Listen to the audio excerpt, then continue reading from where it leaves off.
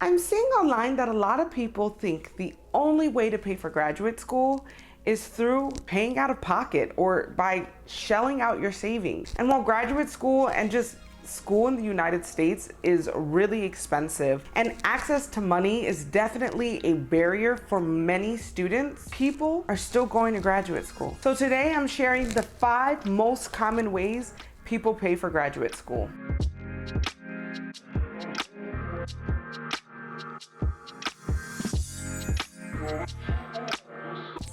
Hello everyone, and welcome back to my channel where we talk about everything grad life, grad advice, and research. And in today's video, we are discussing the 5 most common ways people pay for graduate school. Now, I do want to start off saying that this video is just an overview of how to fund graduate school, rather than exact strategies to find funding or to find ways to pay for graduate school. So if you're looking for a video with exact strategies to pay for graduate school or to fund graduate school, then I have a previous video that talks all about that, and I'll link it down below. Now, the most common way that graduate students fund their graduate education is through taking out student loans. And student loans can be private or federal. And there's a slight difference between the two. Now, I have a video that talks all about student loans for graduate students and even a little bit about undergrad and payment plans. So if that's something that interests you, after you finish this video, you should head over to that video. But generally what I will say is that private loans are usually higher in interest and don't have very flexible payment plans or forgiveness options, and oftentimes are a little bit more cutthroat than what a federal loan would be like. So for federal loans, if you are a US citizen, then you're generally eligible to take them out. You don't necessarily have to get a hard credit check like you would for a private loan company, and you wouldn't necessarily need a cosigner as a graduate student, and you're generally eligible for 2 different types of loans. That would be the direct plus loan and a direct unsubsidized loan. And again, I have a video that discusses the differences and the ins and outs of these loans. So instead of repeating all of that information here, I will just send you over there. But loans are a viable option to fund your graduate program. Now, I wouldn't suggest them as being your first option, because one of my biggest mistakes is that I took out way too many loans my first year, because ultimately you do eventually have to pay that money back. Also, I've realized that a lot of people may not know, but even in graduate school, you still can be eligible and get scholarships and grants. So scholarships and grants are not just for funding your undergraduate career, but instead, a common way to fund a graduate education or to pay for grad school is through applying to scholarships. And these scholarships or grants can look a variety of different ways. And just like undergrad, there are a variety of different scholarships and grants based off of your uniqueness. So some of these scholarships and grants can be focused on, your identity. Some can be focused on your family's history. Others can just be about your field or your research ideas or questions. Some can be a combination of both, where they want specific people to do specific research and you just so happen to perfectly fit into those categories. So just being really entrepreneurial about it and trying to figure out or look for scholarships is a great way to fund your graduate program. And unlike student loans,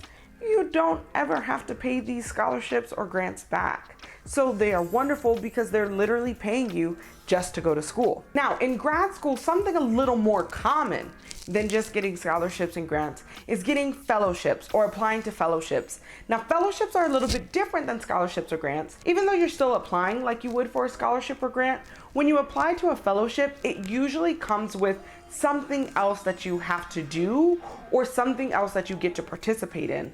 So if you were to get a fellowship, oftentimes there's an added responsibility.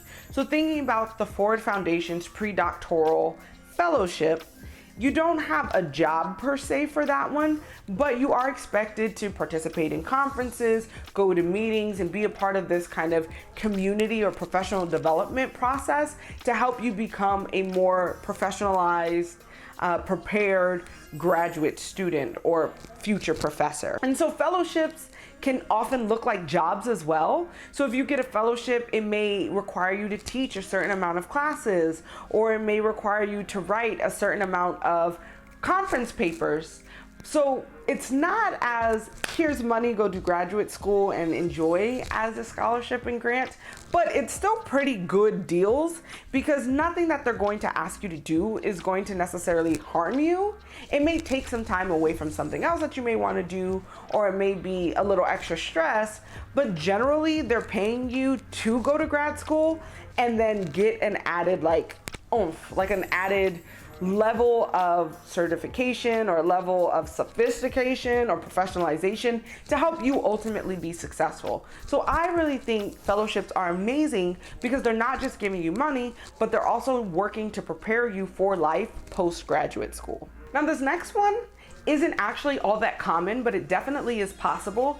And I've noticed that it's more common for people in the STEM field, but I thought it was still important to bring up, and that's paying for graduate school with a job. Now, I guess when I say it's not that common, there's 3 different ways to do this, and one way is really, really common and one way is not so common.